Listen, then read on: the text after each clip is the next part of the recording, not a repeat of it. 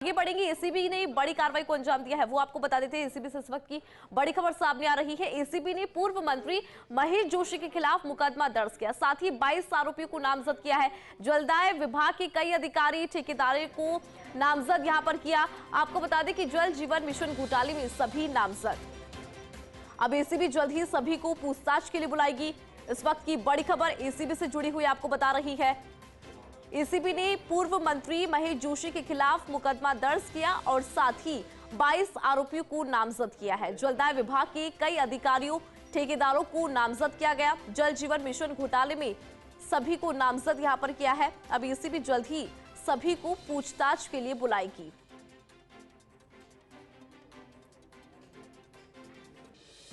तो इस वक्त की बड़ी खबर आपको बता रही है एसीबी से जुड़ी हुई।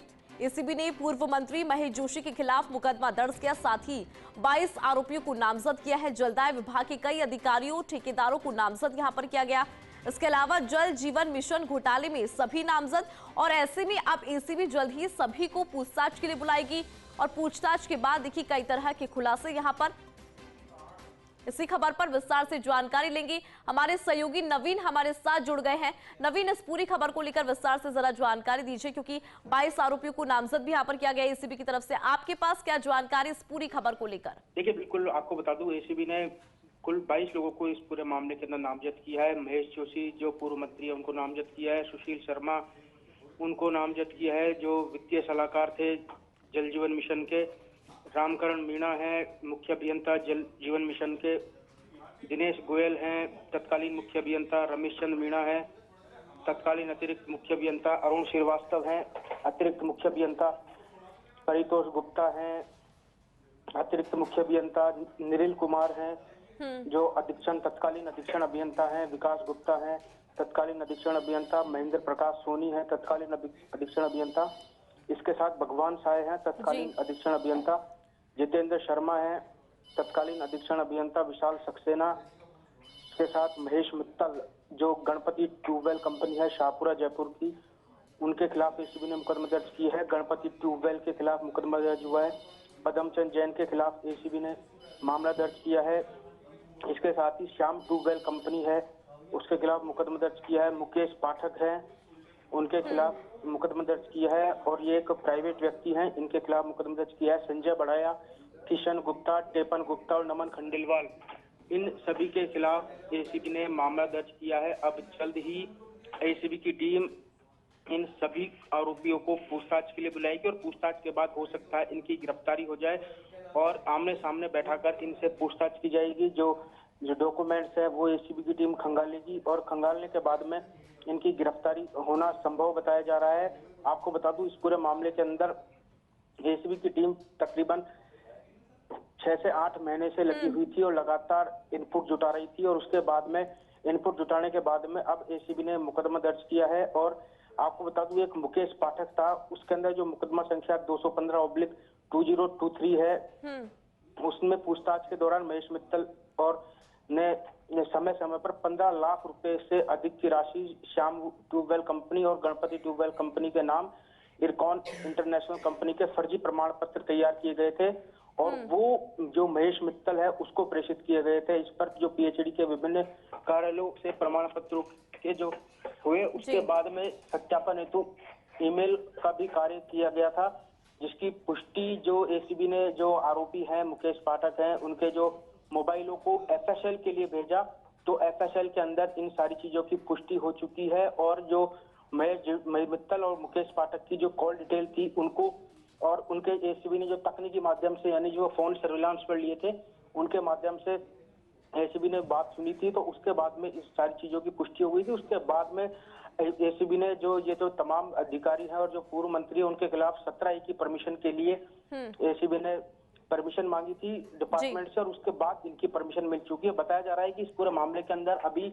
कई और ऐसे अधिकारी हैं जिनकी परमिशन नहीं मिली है। अब एसीबी जल्द ही और भी अधिकारियों कर्मचारियों के खिलाफ जो भी इस पूरे मामले के अंदर शामिल हैं जल जीवन मिशन घोटाले के अंदर, उनके खिलाफ भी अब एसीबी की टीम जी ठीक है नवीन, बहुत शुक्रिया पूरी खबर पर विस्तार से जानकारी देने के लिए। आपको बता दें कि 900 करोड़ से अधिक के घोटाले का ये पूरा मामला है, जीजीएम से जुड़ा है पूरा मामला, और विस्तार से जानकारी देते हैं, पूरे मामले को समझते हैं। हमारे साथ हमारी एसोसिएट एडिटर नरेश शर्मा जी जुड़ गए हैं। नरेश जी देखिए, अभी हम नवीन से भी जानकारी ले रहे थे कि किस तरह से इस पूरे घटनाक्रम को लेकर लगातार जो कार्रवाई है एसीबी कर रही है। 6 से 8 महीने पहले का जिक्र यहाँ पर किया जाए तो किस तरह से इनपुट यहाँ पर जुटाए जा रहे थे। 22 आरोपियों के लिए नामजद यहाँ पर उनको किया गया, पूर्व मंत्री पर जो है मुकदमा दर्ज हुआ है। आप जरा जानकारी दीजिए इस पूरी खबर को लेकर नरेश जी। बिल्कुल, देखिए जल जीवन मिशन घोटाला जो कि जिस कारण से राजस्थान का जलदाय विभाग है पूरे देश में चर्चा में रहा था और लगातार एसीबी इसमें जांच कर रही थी। कुछ जो ठेकेदारों को शुरुआत में गिरफ्तार भी किया गया था और उसके बाद कई जो अफसर हैं उनसे शुरुआती पूछताछ की गई थी।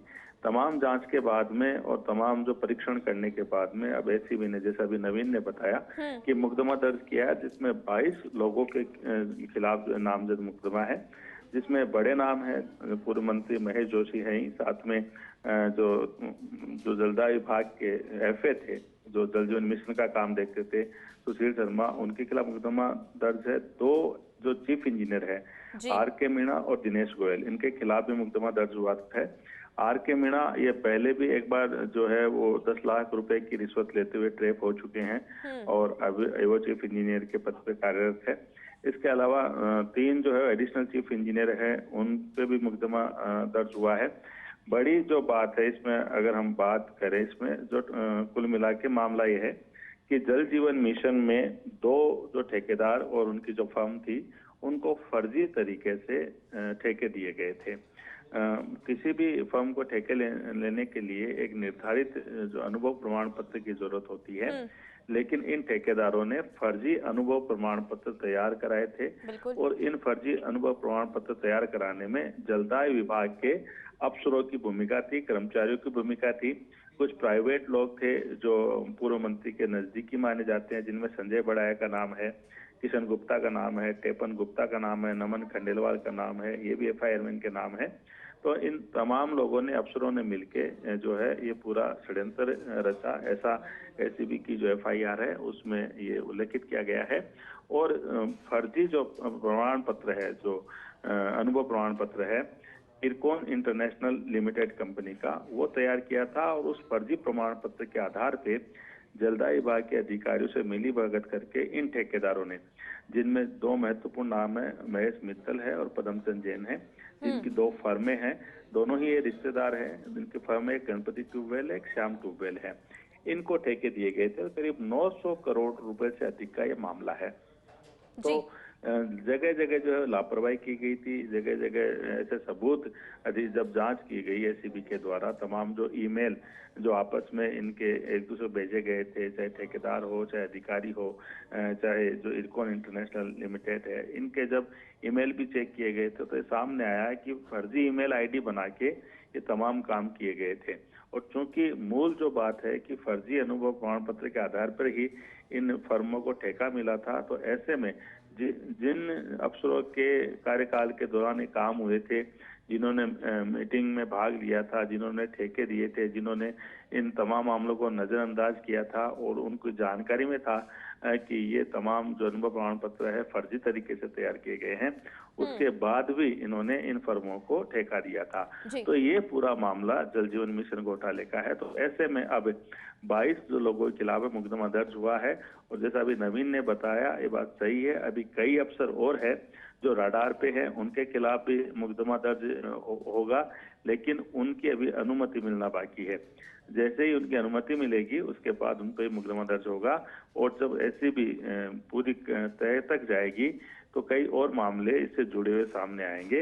और उसके बाद देखना ये है कि जिनके जो नामजद है उनकी अब गिरफ्तारी जो है वो कब होती है, क्योंकि जो सबसे बड़ी जो तलवार है अब गिरफ्तारी की लटकी हुई है। खासकर अब आपको ध्यान होगा कि इस मामले में एसीबी तो जांच कर ही रही है, साथ में ईडी ने भी इसमें जांच की थी, ईडी ने भी कई छापेमारी की थी। और ये जो नामजद अफसर है और जो प्राइवेट लोग हैं, खुद जो पूर्व मंत्री महेश जोशी, उनके यहाँ ईडी की छापेमारी हो चुकी है। इसके अलावा सीबीआई को भी ये मामला जा चुका है। तो 3 एजेंसियां जो है वो इसमें काम कर रही है। तो सबसे पहले एसीबी ने नामजद जब एफआईआर दर्ज कर ली है तो अब मान के चल सकते हैं हम कि जल्दी इनको पूछताछ के लिए बुलाया जाएगा। पहले भी पूछताछ हुई है कुछ लोगों से, फिर पूछताछ के लिए बुलाकर और फिर इनकी गिरफ्तारी भी संभव है। ठीक है नरेश जी, बहुत शुक्रिया पूरी खबर पर विस्तार से जानकारी देने के लिए।